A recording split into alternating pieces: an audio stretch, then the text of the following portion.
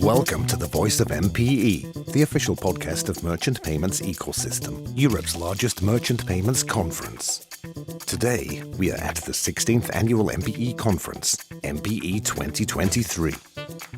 This podcast brings you interviews with payment industry leaders and professionals from the entire payment world. For more information, head over to www.merchantpaymentsecosystem.com. Today we discuss payment strategies for explosive growth in social commerce. Laura McCracken from Accenture, the moderator of this session, spoke with Matthias Moll from Amazon Pay, Filip Juritz from Stripe, Eugene Palchowski from Tap to Play, and Franziska Pettersson from X-Meta. Learn more about Facebook and Instagram as platforms to sell products and services. So, my first question, I'd like you guys to introduce yourselves, but tell me, first of all, who you are, what you're about, and what you think of this whole idea of social commerce. Do you believe that it's really the democratization of commerce? Is it all that? Great. So, Francesca. Good morning, everyone. My name is Franziska Pettersson. Yesterday was my last day at Meta. So I'm here, I'm transitioning. I'm here between. So I'm speaking for myself today, and I'm going to share some experience I had.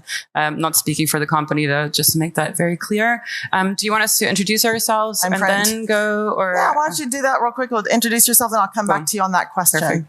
Perfect. So, Matthias. Yeah. Thanks, Laura, for having me on this panel. My name is Matthias.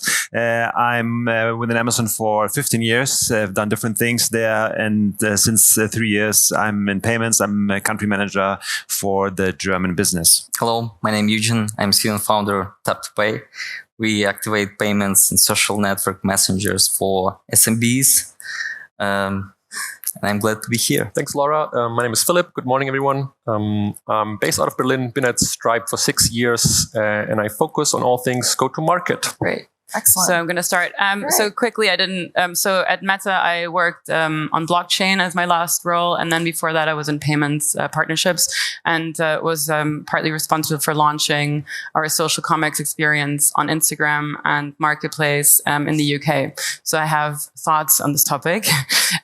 So in terms of the democratization, I do think if you see it purely as the world democracy, right, as the people and rules. So if you just think about it like that, I don't think we're seeing pure democratization because we're not giving more votes to people. Obviously, there's still a platform that owns the experience, and there will still be partners who own a lot of the part of the experience. However, I do believe that with more choice, there is obviously walls being broken down. There is more choice for consumers. There's obviously more abilities for merchants to sell to different types of consumers, having to go through less and less barriers. So, of course, in that regard, I do believe in it. If you think of the supply chain, I think that takes a bit of a critical approach because there are people who are making these products. So if you really truly think about whether they're going to have my vote on this, probably yes, because they also have more choice. But that depends on each and individual experience. But altogether, I do believe there is more diversity.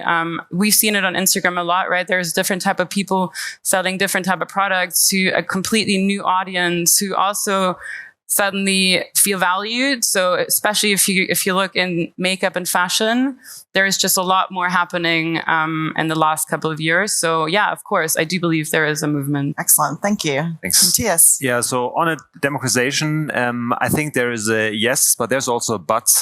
So let me start with the yes. So let's assume, Laura, you are that user that is selling the yoga mats you were just talking about. I think what you would do traditionally is probably you would start, with a marketplace, because on the marketplace there's traffic.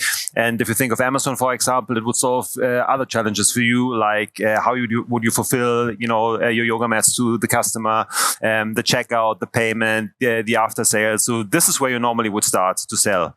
But what you would not solve is how would you generate traffic on that product? How would you drive discoverability unless you have deep pockets to spend on marketing? So I think this is the beauty of social commerce, because, as an influencer or, content creator, as a streamer, you are able to build, a relationship with your consumers. You are able to use this traffic, on maybe the marketplace channel to do the selling. And this helps you basically reduce the barriers to take part, in the market. The but, in my opinion, is it adds also another layer of dependency, right? Because you don't have assets, you already source basically out most of the value chain, and now you're also dependent on that social media channel. So let's assume, for example, you are a TikTok user and have a heavy follower base, and for some reason your TikTok account gets closed, or TikTok announced a new commercial model that is not sustainable with your financials. You are lost at some point. So that's why I think it's important also to reduce that dependency, to also, as a streamer, build on different channels, maybe have your own website at some point, look at different marketplaces, look at different social media channels to build up your followers. And yeah, then you're probably good. Yeah. I don't know if you guys are aware. Do you know that Amazon has launched live streaming? So they've actually created a platform for creators to curate their own goods from Amazon and get commissions from that. So you guys are taking a step in the social direction. Absolutely. Yeah. Look forward to seeing more about that. I know that's not your area, but it was an interesting development I was reading about. And Eugene, what do you think?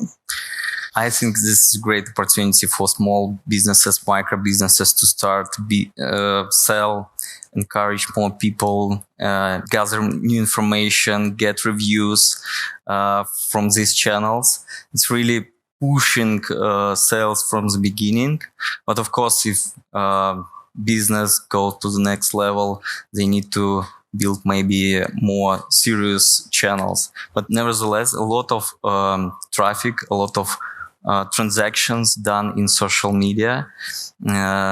We see that social networks really focusing on this, because not only likes and followers matters for big part of our society, and people would like to promote products, bring new customers, new resellers, and this is super great. The only one thing that I see that social networks could break this stuff if they turn in some point in Apple App Store, when they offer just one single application, payment methods, and set their own commission fee and would like to take bigger part from the revenue of the merchants. Excellent. Great. Last but not least, democratization of commerce, I'd say partially, and I'm very much aligned with what the others said and sort of what you, Laura, mentioned in the very beginning. Great additional way, I suppose, for that personalization, that sort of discovery aspect and that greater customer experience. Additionally, I think definitely a good way for individuals, whether that be an influencer or content creator, to sort of monetize, I guess, their craft. On the flip side, I think if I take my payments point of view and consider merchants, to a certain extent, social commerce is just an additional or different channel for them, next to online versus offline versus all the others that are out there. And so I believe it would be sort of relevant for a subset of consumers and a subset for merchants, but not necessarily on a bigger, on totally global scale. Excellent. Yeah, I think you're right about the channels. You look at something like Nike, and they sell on every channel. So they're selling through their own stores, they're selling through Amazon Marketplace, they're selling through Instagram, they're selling through everything. So. And there's more. Like you mentioned, that convergence in your sort of intro presentation, right? That's been going on. Like the old world was like offline, brick and mortar, and then online e-commerce, but like it's mobile, it's, I don't know, voice, it's chat, it's video, it's live streaming, it's social commerce. So like there's so much more. And I think certain merchants will pick what they deem relevant and important for them, for their particular products and services, and their particular consumer demographics. Exactly. Great. And one of the questions I was going to ask as well is about the biggest challenge. So what do you guys see as the biggest challenges when it comes to social commerce? I mean, I can take that. Mm-hmm. It's not seamless right now, right? I think I can speak for Instagram. The biggest challenge is that you see a product and then you click on it, you get redirected, and you don't have everything in one place. As you mentioned before, right? You buy something, if you want to return it, you actually, as a user, you're probably confused, right? You don't know, do I return this to Instagram or the merchant who owns who owns this. So I think there is a lot of opportunity in that space. There are a couple of companies who are trying to crack it. In the US, there is one company I'm particularly fond of. It's called Whatnot. It's like the new kid on the block. They are doing video commerce, very exciting. I think they've launched in the UK, but they're not here in Germany yet. But they show what can be done. But in terms of opportunities and challenges, plenty. Exactly. And let me ask you, Matthias, what does Amazon do to help fill some of the gaps in social commerce or in marketplaces? Yeah, absolutely. So, I mean, probably the biggest challenge is I see so many, great live streamers, for example, on Twitch, which also belongs to Amazon, or, content creators. But again, just because you're having, a great follower base and a cool product, it doesn't mean that you deliver a great purchase experience or shopper experience, because as said before, there's way more to it. You need to have a great logistics because you need to deliver the stuff in time. You need to have a convenient checkout. You need to have secure payments. There's so many more to it. And I think this is where Amazon today, the marketplace, or also Amazon Pay supports users. And, if you go back to the ecosystem that you explained, if users really want to develop to, maybe resellers, small brands, and get larger, it really is important for them to make sure that the whole customer experience is working, not just only the traffic generation. Yeah, I mean, I think trust is the key. So when I think of social media, I don't mean to be pointing at you, Francesca, but when I think social media, I think fun, serendipitous, experiences, social. When I think of Amazon, I do think of trust. So people just trust that it's going to get there, it's going to work, and that their payment method's going to be secure, etc. So, and that they get their money back if it doesn't work, right? Yeah, so. That's right. We know that Amazon takes responsibility. So we need to get to the place where the social media companies actually do take responsibility, or at least the customer knows who's responsible if they need to return something. Yep. Or doesn't show up. And I'm going to switch the question a little bit for you, Eugene. When we think about social commerce and the challenges, is it different based upon geography? In terms of mature markets versus emerging markets, I think you have some experience with the likes of WhatsApp and in different emerging markets and other chat. Give us a little bit of your perspective on developing economies. Yeah, merchants faced a lot of challenges. Depends on the location, depends on the platforms that they're gonna sell products. And actually, why we did our service, we would like to remove all of these challenges for the merchants. So you mentioned about like long checkout process during buy the jacket. So we see this is everywhere in a social network, Instagram, whatever, messengers. They try to redirect customers to the merchant website, and it's really not works well in the end. It's not social experience. Social experience when customer can in one interface finish the transaction, and then he can get even additional support, additional personal touch in these social networks, in all messengers. And all of this different. We divide it in a social network experience like Instagram and messengers. In messengers, it's really could be deliver such a personal touch connection. Before the payment, you can ask additional questions. You can ask if it's will be delivered, so how quick. Then you can get additional support, maybe return. And if some issues with the trust, I believe any customer will write down a review or post about it, how good or bad the experience was. So I don't believe this is a trust problem in this environment. Self-policing, policing by the community is what you're saying. Yes, and then next, payments as well. Many platforms, even in Europe, doesn't have a payment methods. So merchants has to be some merchants have to be somehow bring it inside the social network or messengers, and we help to do this. Sometimes it's just a list of payment methods and not included a local one. And of course, and I saw the question about like how to manage all of the sales in these different channels.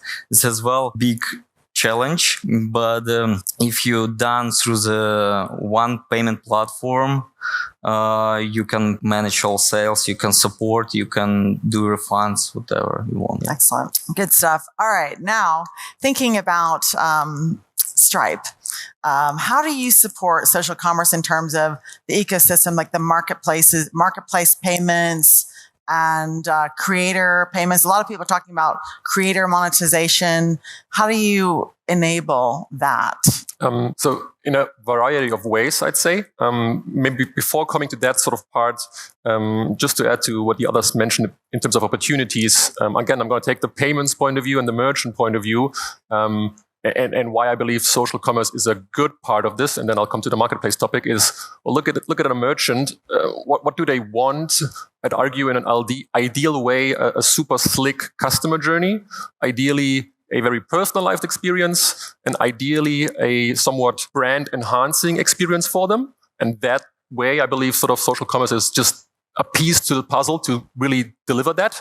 But to what I mentioned earlier, it's probably going to be channel agnostic, whether social commerce via video or chat or voice or whatever, somewhat indifferent for the merchant to make the purchase. Then when it comes sort of like to your question about challenges and what we see particularly in social commerce and the way Stripes labels it, the creator economy, is like there are certain platforms out there. Franziska mentioned one of them, different marketplaces across the world that sort of like offer solutions and services to influencers and creators. And from a payments point of view, the challenge is, well, how do I enable that creator or influencer to ship, if you will, their content and their ideas, whether it's selling tickets or subscribing to a newsletter. From a payments journey point of view, the challenge comes of like, well, it's a marketplace. You need to sort of like somehow onboard that creator, KYC and verify them, sort of like manage fund flows. Customer buys something, I would like to have a commission as the platform provider, and then the remainder of the funds go to my content creator because they rendered a service to the end customer. How is she or he going to be paid out? In what frequency? And all of these are like pretty challenging topics for somebody to sort of like do themselves. And Stripe in particular sort of like focuses quite strongly on that marketplace solution and has a dedicated product for that. Excellent. Good stuff. All right. Now, I don't know how old you guys are, and I don't know if you have kids, but what do you think about how is our demographics influencing buyer behavior with Gen Z, the millennials versus the boomers? What are you seeing? What is your opinion? I can take that one. I just want to add one thing to what you said, and this goes back to democracy, right? I think what is so exciting about what's happening in this whole ecosystem is that a lot of small partners are emerging and they're helping exactly all the issues that you mentioned. And I think this is where we're seeing a lot of democracy coming in as well, because we're not relying, or the creator or the marketplace is even not relying anymore. There's a lot of small marketplaces on the big guys, but they can work and plug and play. And so I think there's a lot of opportunity and a lot of challenges being solved by companies that we might never even have heard of. Mm-hmm. So just to round that up, because I think there's a lot of exciting things happening. As for Gen Z, I think the one main word I'd say, they just want to be entertained. Mm-hmm. I think, and I can also speak for myself, even though I'm not Gen Z, I think there is a lot of enhancement that's being done in that space of how you keep the customer engaged. So there is the idea of gamification of shopping.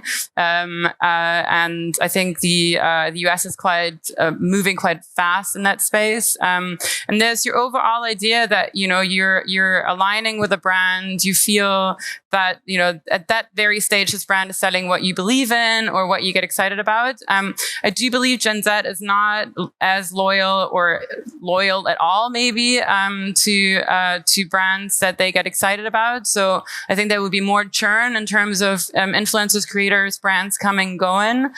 So I would say that is sort of the trend that I'm seeing at the moment when you talk about Gen Z and social commerce. All right, short attention spans and unloyal.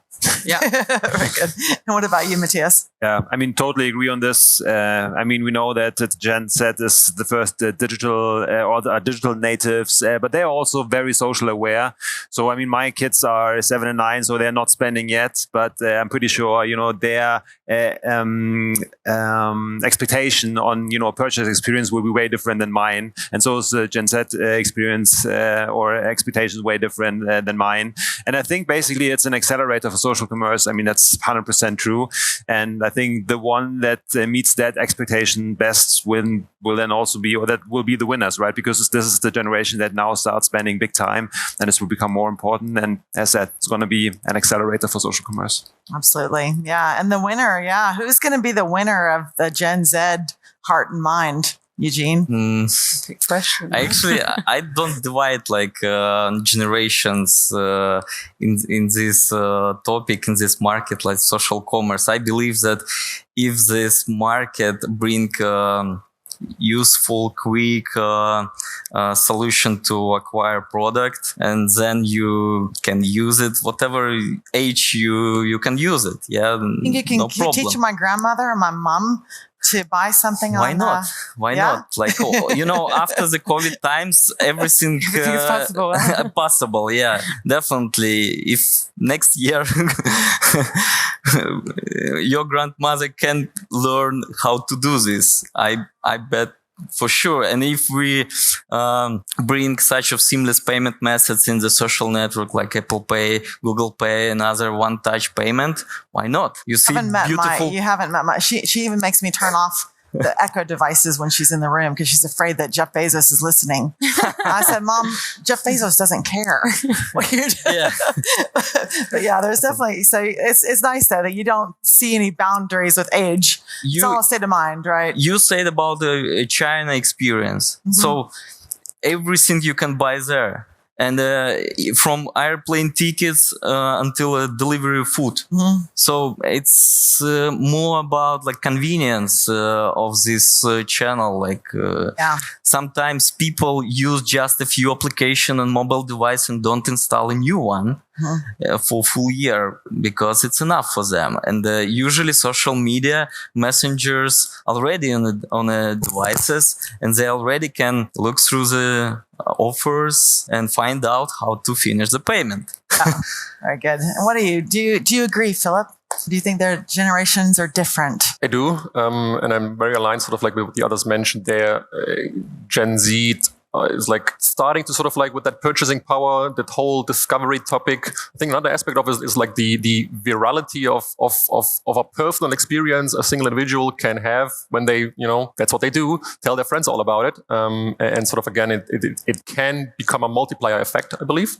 I'm probably very aligned with your grandma and or your parents. Like my parents probably would not do this, but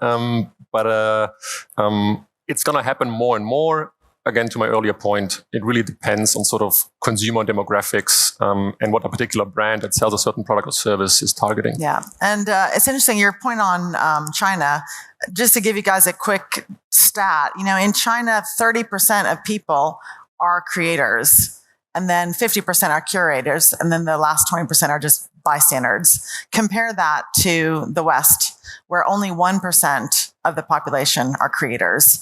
The next 10% are actually curators, and then the vast majority, 90%, are just watching. So we have it's very different in China. I think it's partly, there was another question that someone asked earlier about financial inclusion. And I think that's one of the things about China is that it created this whole environment. The reason so many people participate is that they needed to be included in commerce in some way. They needed payment methods. So Alibaba and Alipay came up with a solution for them. That's why they're all participating. So yeah, it's not all about age. It's also about geography and opportunity and need.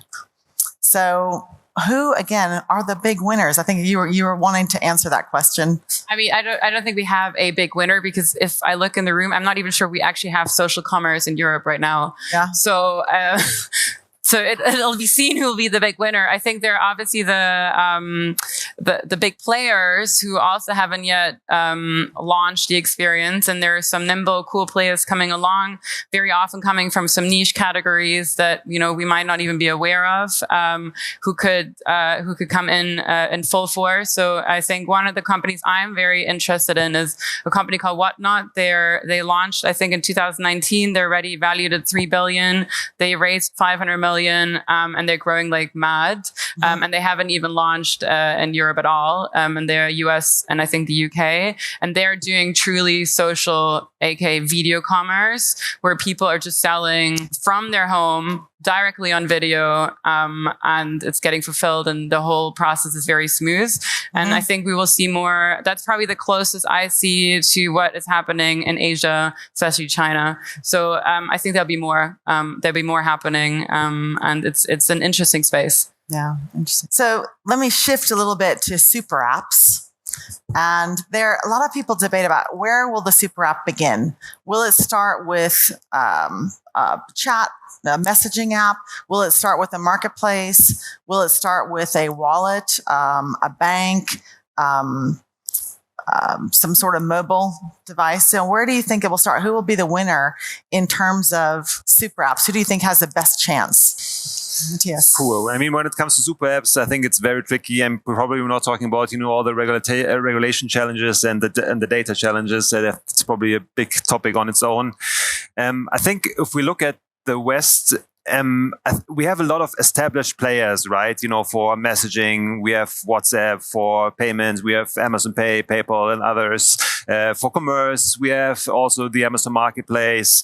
And I think it's going to really hard actually to change buyer behaviors in this area, unless you really provide a superior, new, disruptive customer experience that solves the problem for the customer. And I think this was the case in the East with super apps. I don't see it honestly right now in the Western area, but I might be wrong. Again, if you solve the customer problem, there's always a chance also for a super app. But as said, right now I don't see it. What do you think, Eugene? I believe messengers should be first one in a kind of definition of a super app.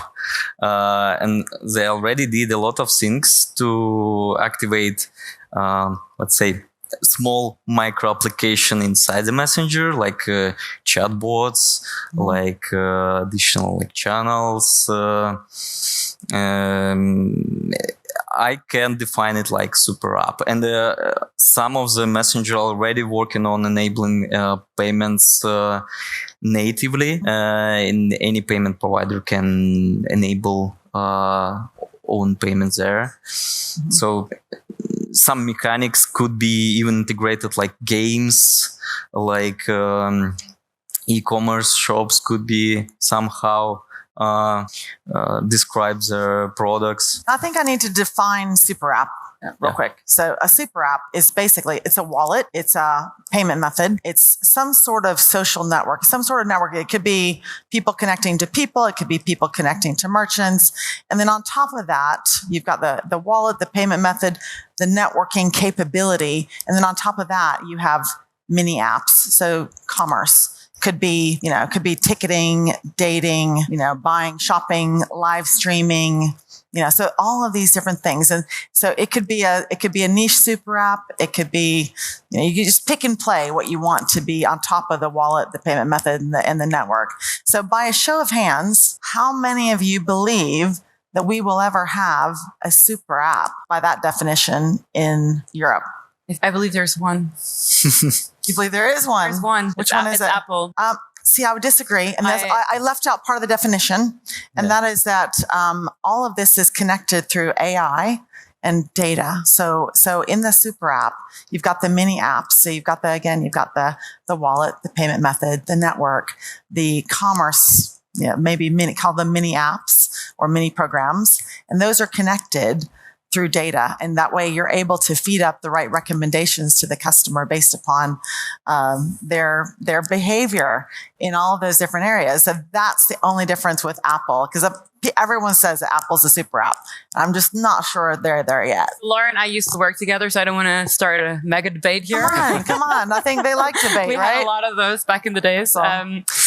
I guess if you use your definition, maybe not. But then I just have to agree with Matthias that we will probably never see one in Europe, just because purely of regulatory point of view, and then also the way that the market came about, right? The way that we all onboarded to the internet and to experience. Unless there will be a completely new experience. Some people talk about the blockchain. Maybe there's something coming. Who knows? But I don't want to get into that topic too much. But then still, I think the only thing that's close to a super app, because the technology is owned, infrastructure is owned, payment is owned to a certain degree, and data is known, is, in my view, the Apple experience. Cool. And now, again, I want to ask the audience by show of hands, who believes that there's going to be a super app in Europe? Interesting. Another one. It's about, what do you think? It's 50%? I believe I see the problem here. Why you think that it's gonna be a problem with the super app?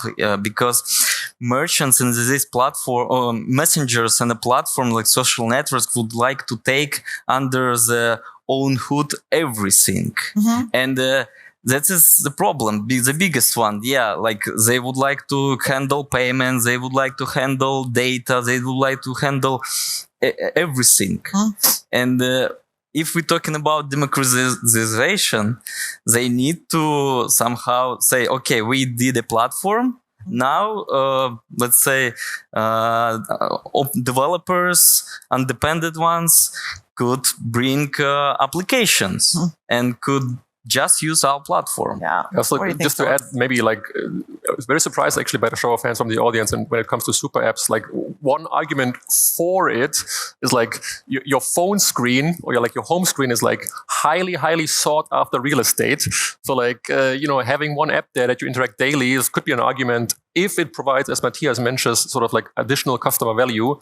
But I personally think more on Francisca's and Matthias' side, it's probably not going to happen in Europe because, at least for me personally as a consumer, sort of best of breed is still very strong. And you have your specific app that does a certain thing and a different app for a different thing. Maybe there will be convergence, but I don't think for the mentioned reasons it's going to happen the same way it did in Asia. Cool. What about a niche super app? So imagine a dating super app, because right now I have to look on 5 different sites for all the, find the right guy. What if you had a niche super app for dating or for mobility or for shopping or for travel, for example? I mean, it'd be great to have it for dating, right? Yeah, wouldn't it be awesome? Yeah. For the man, pick a date, book a restaurant, buy a ticket. Yeah, I haven't seen it yet. Yeah. Maybe there's something out there. Maybe somebody wants to invent it. Maybe Laura, we should go ahead. Yeah, I guess there could be. I do think regulation these days in Europe plays a big role, right? And I think the protection of the customer and the idea that you shouldn't be throwing data around and use it in all different types of ways. So I think we might not see it from the big guys just because of how heavily they're scrutinized these days. But if there's something new coming, open-minded. Yeah, absolutely. But I think again the main challenge is, does it solve a customer problem? I think this is the essential and the key question. And if the answer is no, it will not fly. If the answer is yes, there is high potential, obviously. Yeah. And the other thing at trust, we talked a lot about identity. And I think that another thing that's different between China and us is that we use our email address. You can have hundreds of email addresses in social media, right?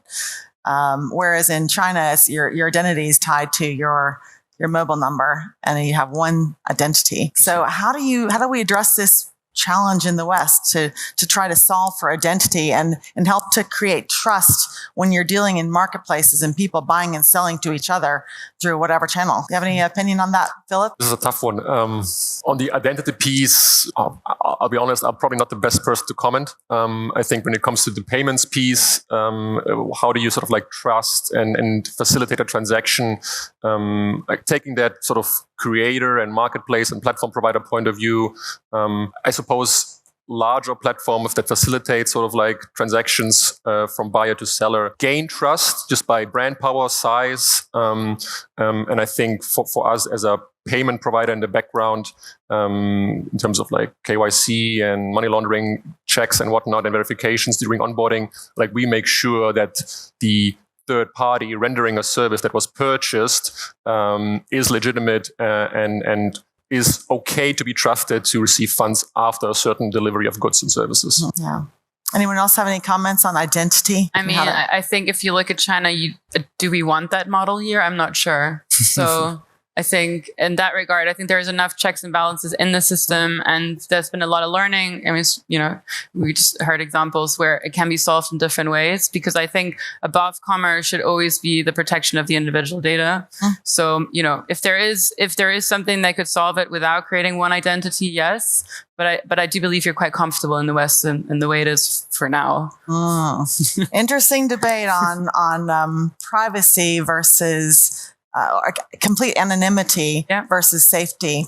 So when we move into the metaverse, that's going to be a big debate topic, because your children are playing in the metaverse and they're online and they've got their little avatar and they're talking to another avatar, and there's an AI bot that knows can watch their pupils dilate at certain, it knows them, and it can then it introduces an individual they can talk to. So one of the big debates we have right now at Accenture is how do you balance the need for privacy? Because of course we want everyone to have privacy, but we also want safety.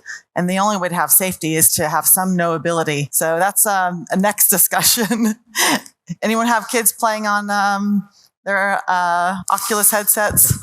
You're the only one with kids, right? Probably not yet. Not yet. Not yet. They're just playing on their Switch, protected environment. But yeah, obviously that's going to be a tricky one then, yeah. It's a big debate. I know it's something to watch, but I do think identity is going to be one of the critical discussions we're going to be having going into the next decade. Yeah. Good. And so we have just like 8 minutes left. So I'd like to give each of you a couple of minutes, just talk about your predictions for the future based upon our discussion today. Who would like to start? I can start. All right, Philip. Predictions for the future, super app, as I mentioned earlier, no. Social commerce, yes.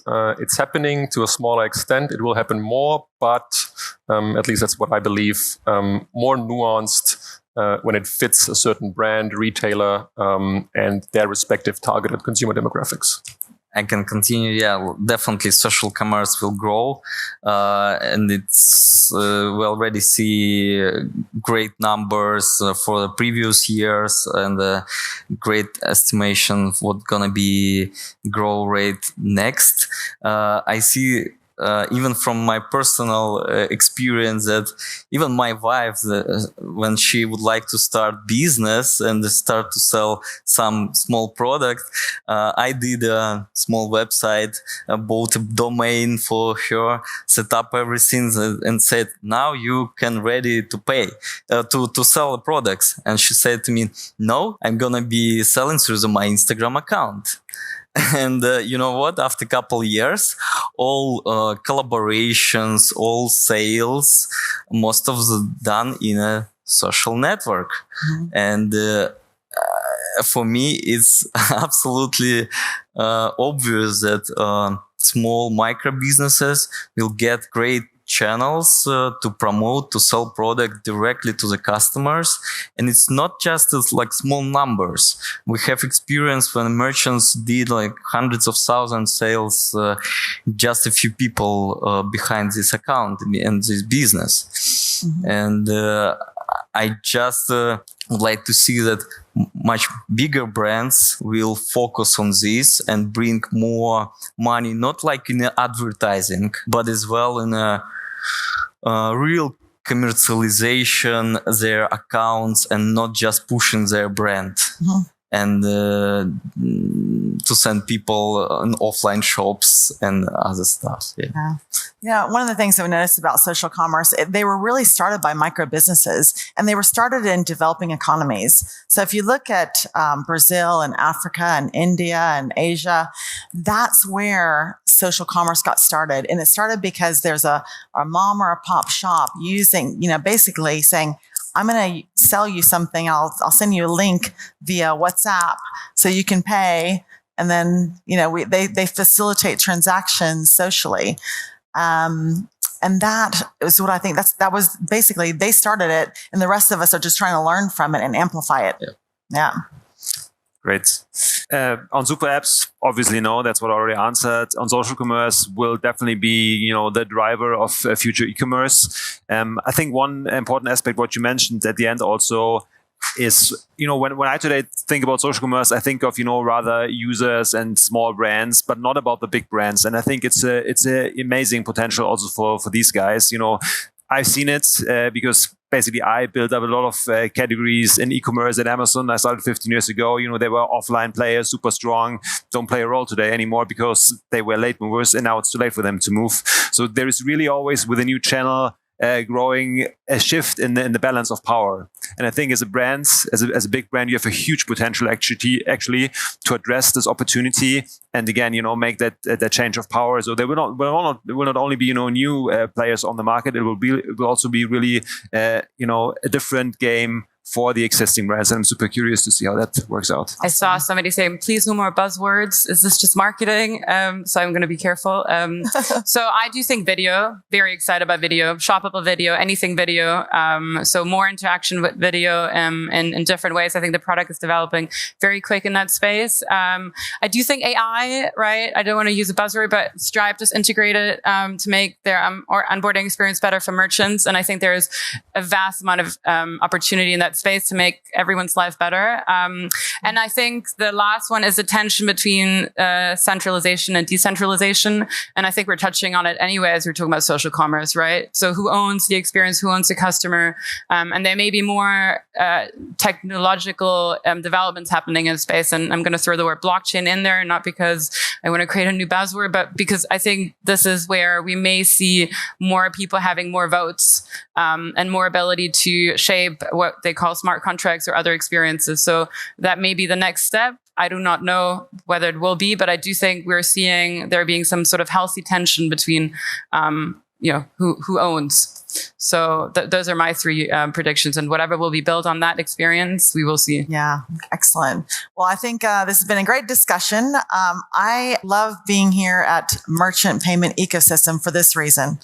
It's really coupling commerce, merchants, payment companies, and this idea of ecosystem. And so when I think about the future, I think it's quite bright because it's not going to be about winners or losers. It's not going to be about one person takes all.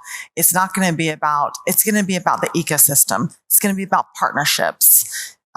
Everyone coming together in this rich, dynamic place that is people, shoppers, influencers, creators, merchants, brands, platforms, and all of the service providers that make it happen. And so everyone in this room is responsible for really bringing everything to life and making this a nice, fun, omni-channel world.